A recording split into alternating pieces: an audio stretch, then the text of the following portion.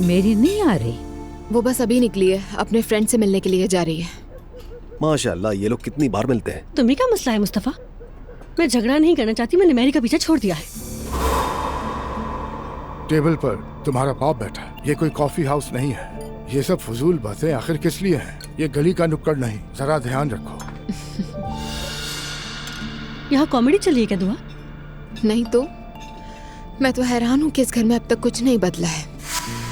लेकिन तुमने जो घर का निजाम बदला वो हम सब ने देखा है। तुम्हारे अकेले रहने पर क्या हम रुकावट बनते? ये बात सही कही आपने। मैं ऐसा नहीं कहना चाहती थी, माफ कीजिएगा। ये तो बताओ, आज क्या उल्टा काम करके आई हो तुम? क्या किया इसने? बाबा, इस बारे में मैंने आपको ऑफिस में बताया था ना। कहा था कि दुआ की नीयत बुरी नहीं थी, इसका मकसद सिर्फ हमारी मदद करना था। इसने ऐसे क्या किया? हमने वेकेशन के लिए जापान जाने का ट्रिप प्लान किया था, जो कि कैंसिल हो गया। कंपनी से रकम का मुतालिबा किया तो उसने शर्त रख दी कि मेडिकल रिपोर्ट जमा करवाएं। मैं बस अस्पताल गई थी फेक रिपोर्ट बनवाने के लिए। देख लो। और उन्होंने अब्दुल्ला बाबा को फोन कर दिया। इसने बिल्कुल सही किया। अगर लेटर दे देते तो इसे पैसे वापस मिल जाते। मरियम बेगम, हॉस्पिटल एक मोतबर इदारा है या वो जाली कागजात बनाकर देने के लिए है?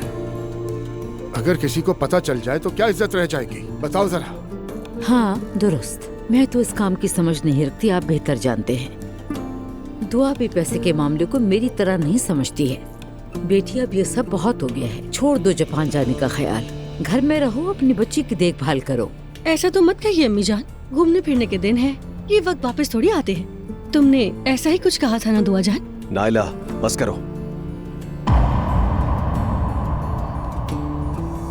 एंजॉय करें। मिलने आने के लिए तुम्हारा बहुत शुक्रिया। ज्यादा वक्त नहीं है ईशल। मम्मी को पड़ोसन के हवाले करके आई हूँ। सवेरा आई नहीं थी उस वक्त तक। ठीक है, तो सीधी बात पर आती हूँ।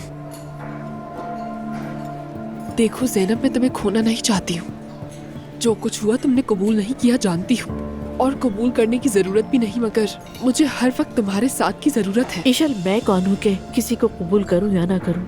मैं तो बस हैरान हूँ। तुम्हारा सोच के अफसोस हो रहा है मुझे कि तुम ये बेवकूफ़ी कैसे कर सकती हो। मैं भी बहुत हैरान हूँ, पर खुश हूँ। इतनी खुशी मुझे कभी नहीं मिली।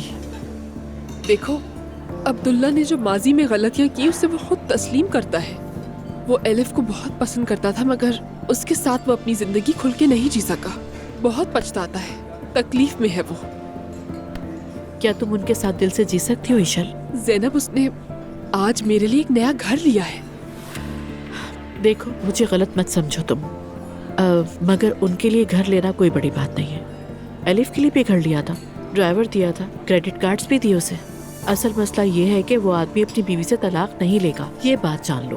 तुम कहती हो कि मुझे फर्क नहीं पड़ता, तो मतलब हम बिला वजह झगड़ रहे हैं। खुश रहो, आगे बढ़ो, क्या कह सकती हूँ। इस बार तलाक लेगा। सच कह रही हूँ। देखो ईशल, तुम कंफ्यूज हो। पहले तुम कहती हो मुझे फर्क नहीं पड़ता, और अब तुमने उम्मीद लगा रखी है। यही तो समझा रही हूँ तुम्हें। पता है, एलिफ से भी कहा था कि तलाक ले लूंगा।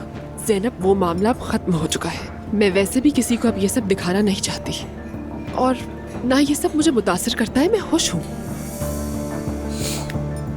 अगर तुम इस सब में खुश हो ईशल, तो फिर तो मुझे कुछ कहने की जरूरत ही नहीं है। मैं तुम्हें खोना नहीं चाहती हूँ।